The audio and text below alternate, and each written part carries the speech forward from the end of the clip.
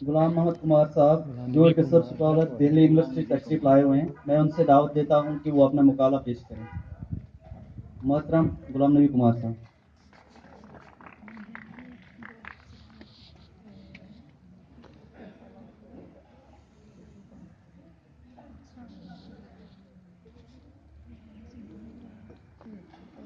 Stage पर तशरीफ फरमा सदूर हजरात, प्रोग्राम में शामिल मुअज़्ज़ज़ मेहमानान, सामीईन किराम और तलबा और तालिबात, मैं आप सब की खिदमत में अपना सलाम पेश करता हूँ। पंजाब की मेरे मजमून का उन्वान है मशरक़ी पंजाब में उर्दू नज़्म का हालिया मंजरनामा। पंजाब की सरजमीन से उर्दू ज़बान का बहुत कदीम, गहरा और मजबूत रिश्ता रहा है। इस कदर मजबूत रिश्ता कि हाफिज महमूद शिरानी की किताब पंजाब में उर्दू से इस बात की अहमियत वाज़िह हो जाती है। ये मकाला इसलिए अहम तस्वुर किया जाता है कि इसमें हाफिज महमूद शिरानी ने पंजाब में उर्दू ज़बान का आगाज़ जैसा तहलका अंगेज़ नज़रिया पेश किया। इसके बाद जब जब उर्दू ज़बान और उसके आगाज़ की बहस छेड़ी गई, तब हाफिज शिरानी के मकाले का हवाला दिया गया। चुनांचे ये सिलसिला ताहाल जारी है।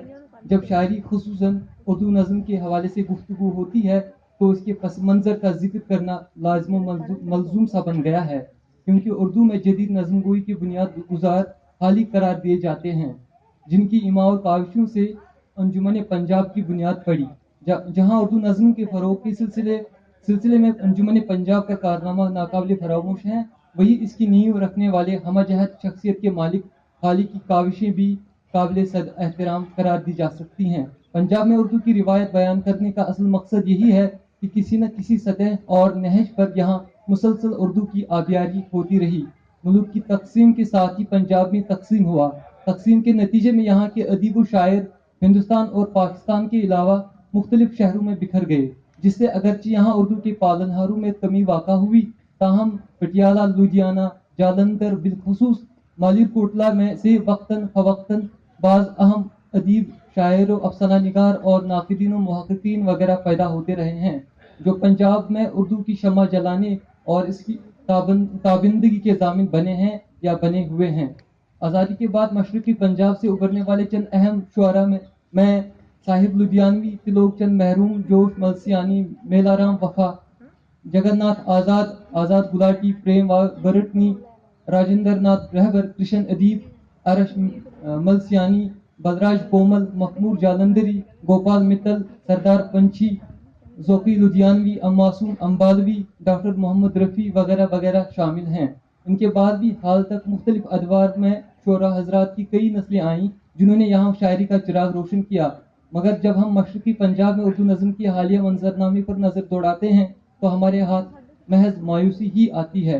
जहाँ तक मेरा ख्याल है कि तफरी और तबाह और मुशायरेबाजी की सतह तक तो ठीक है, लेकिन उर्दू के सही ज़ौक़ और नशोनुमा की सतह पर इसे इंतहाई मायूसकुन करार दिया जा सकता है। आज हमें मशरक़ी पंजाब में चंद मादूद शायर ही मिलते हैं जो उर्दू नज़्म को अपने खून जिगर से सींच रहे हैं, जिन्होंने गज़लिया शायरी के साथ साथ नज़्मों का भी वाफर ज़ख़ीरा तैयार किया है। ये शुअरा अपने मुतक़द्दिमीन शुअरा के नक्श कदम पर चलकर पंजाब में उर्दू नज़्म की रिवायत को बहाल किए हुए हैं। इनमें असलम हबीब, विशाल खुल्लर, जाहिद इब्रोल, सालिक जमील बराड़, रुबीना शबनम, नदीम अहमद नदीम वगैरह काबिल ज़िक्र हैं। असलम हबीब मशरक़ी पंजाब की जाने मानी शायर हैं जो अरसे दराज से शायरी के उफ़क़ पे छाए हुए हैं। उन्होंने शायरी को ही अपना बुनियादी वसीला इजहार बनाया है।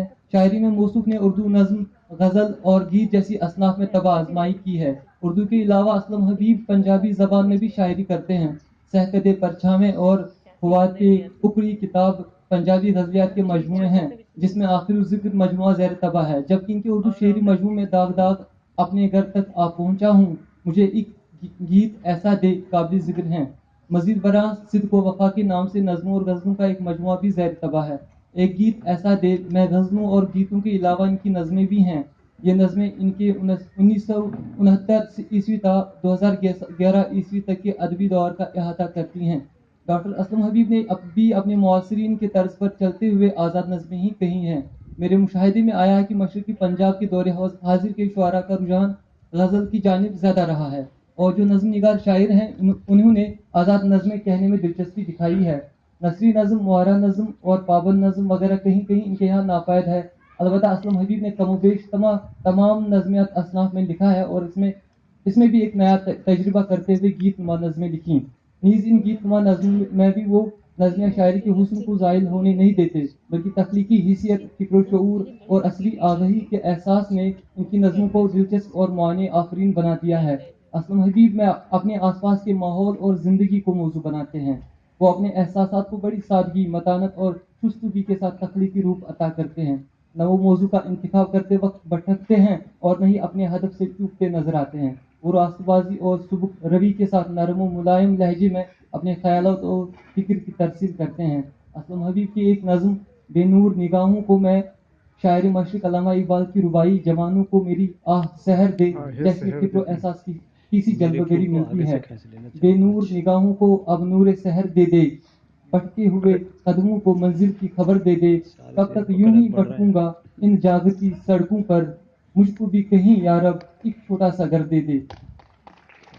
اسلم حبیب اور علامہ اقبال کی نظم میں فرق صرف اتنا ہے کہ علامہ اقبال نوجوانان ملت کے لیے خدائے ذوالجلال کی بارگاہ میں دعا گو ہیں، جبکہ مذکورہ بالا نظم میں شاعر اللہ تعالیٰ سے اپنے بھٹکے ہوئے قدموں کو منزل عطا کرنے، بے نور نگاہوں کو صبح کی مانند روشنی بخشنے، آرزوؤں کی تکمیل کرنے، راہ راست دکھانے، کٹھن منزلوں کو آسان کرنے اور ان منزلوں کی متلاشی آنکھوں کو سکون و قرار مہیا کرانے کی خاطر دعا مانگتا ہے. اس کے لیے شاعر حیران و سرگرداں اور بے چین و مضطرب حالت میں نظر آتا ہے. اسلم حبیب کی نظمیں عشق اور پیار و محبت کے رسمیں گلی ہوئی ہیں، جن میں رومانی عناصر کی وہ جھلک ملتی ہے جو انسان کو بھٹکاتی نہیں بلکہ زندگی اور حسن سے قربت کے علاوہ دنیا کی فطری حسن کو مؤثر انداز میں محسوس کراتی ہیں. بعض نظموں کی چند اشعار ملاحظہ فرمائیں.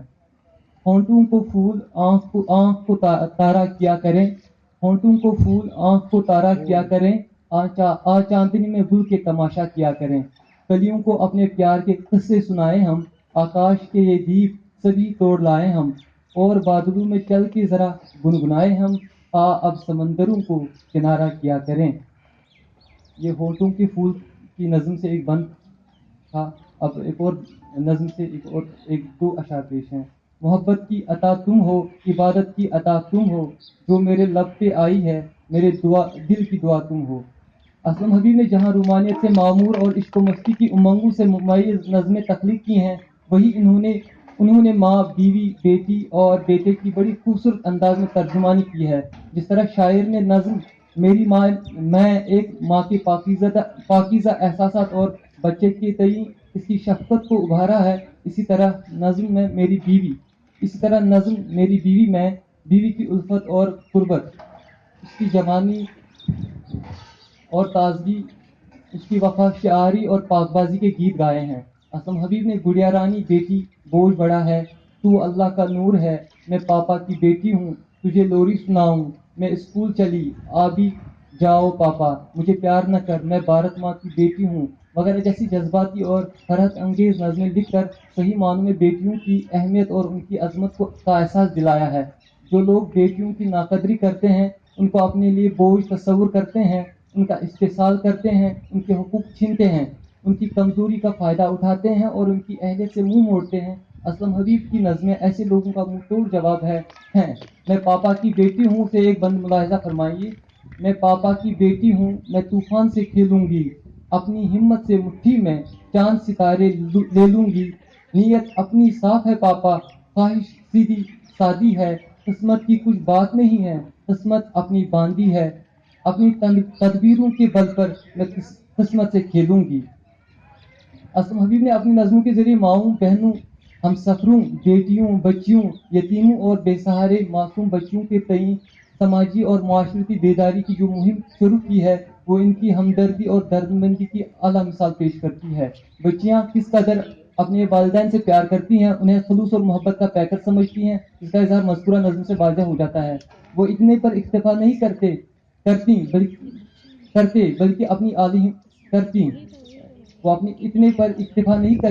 بلکہ اپنی عالی ہمت کی اور عزم و حوصلے کے ساتھ بڑے بڑے کارنامے انجام دے کر والدین کی سربلندی کا موجب بنتی ہیں.